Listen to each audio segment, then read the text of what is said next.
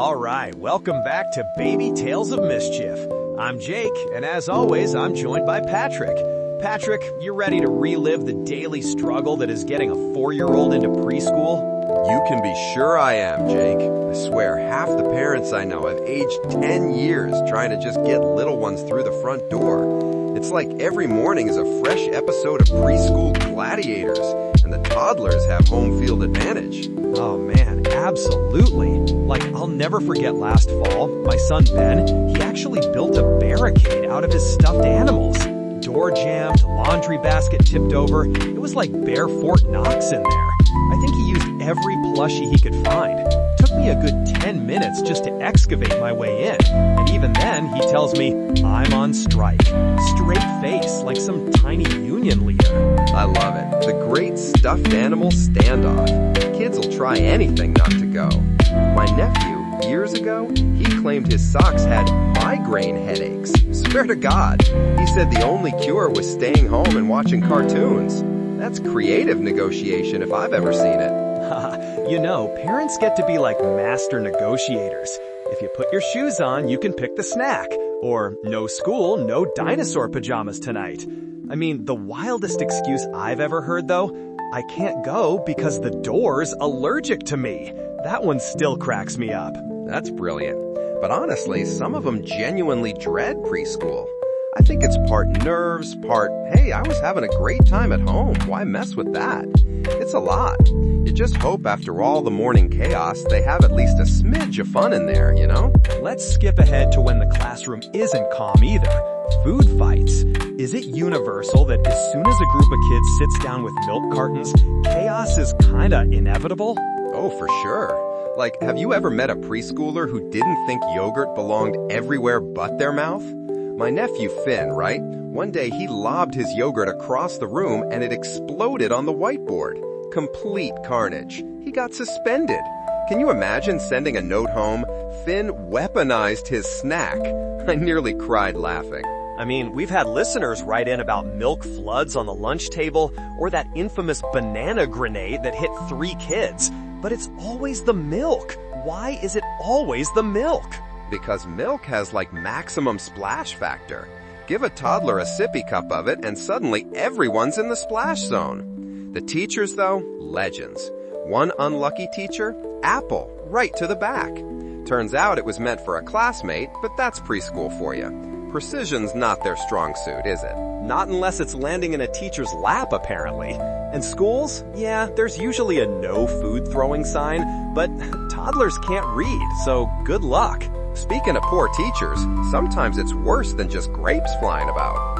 You ever hear about the lot who took to lobbing rocks at the staff? I mean, I'm laughing now, but the teachers, they're rethinking career choices for sure. Oh yeah, the infamous playground rebellion. I read a story once. A bunch of kids decided the sandbox was their kingdom, and when the teacher came to confiscate the shovel, suddenly rocks became mutiny ammo. Luckily, everyone lived to snack time. And then, in the middle of the chaos, you'll have the playground romance drama. Did you ever have a preschool sweetheart, Jake? You know what? I did. Back in preschool, I made a ring out of a bread twist tie. I was gonna propose to Jenny, but it never made it because I got put in timeout for, apparently jewelry theft from the kitchen bin. Totally worth it. That's adorable. I've heard stories of snack swaps as secret declarations of love, or 3-way sandpit engagements causing more drama than a soap opera. Preschoolers, eh? Dramatic and unpredictable. Just the way we like it. Alright, so after all this chaos, food fights, rock wars, fractured romances, you'd think they'd need a nap, right? Oh no, not so fast. Getting a toddler to actually rest is like, well, it's an Olympic event. Haha, the art of the nap time negotiation. I'm not tired. Every toddler, every day. My nephew's classic tactic was hiding all the way under his blanket, army crawl style, thinking he was invisible if you couldn't see him. Trouble is, the giggles kinda gave him away. That's so true, man. I've seen kids fake snoring at like expert level, or pile up blocks around their nap mats, little forts to buy more playtime. I get it though. Everything's too exciting to waste on boring sleep. Honestly, I always tell folks, keep nap time routines simple, but make it a positive ritual. Maybe some favorite into a battle. If nothing else, they might pretend to rest and you sneak a cuppa yourself. Exactly. And if you can keep it light and silly, sometimes that's what helps. I know, easier said than done, but routine and humor go a long way toward making rest actually restful. Or at least less of a 5-round negotiation. Speaking of negotiations, let's talk about transitions. Getting toddlers to leave the playground or classroom? Absolute madness. The meltdown potential is like off the charts. Oh, for sure. My son once laid down flat in a puddle because he refused to leave the sandbox. Shoes soaked, shirt coated in mud, like a little protester glued to the site. I always say, have a distraction ready or a little transition routine, like let's race to the car. Anything to make it less dramatic. Yeah, and visual timers can be magic too. Tell a toddler 5 more minutes, and unless they see those seconds ticking away, it means nothing.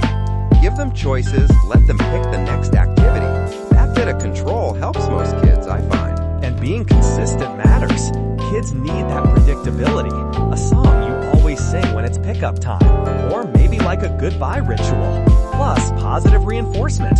If they cooperate, make a big deal of it. Anything to avoid, the puddle protest. It's all trial and error, isn't it? But the more tools you have as a caregiver, the less likely you'll end up outnumbered by one small, very stubborn human every afternoon. So, before we wrap up, gotta talk about the finale. Preschool power struggles.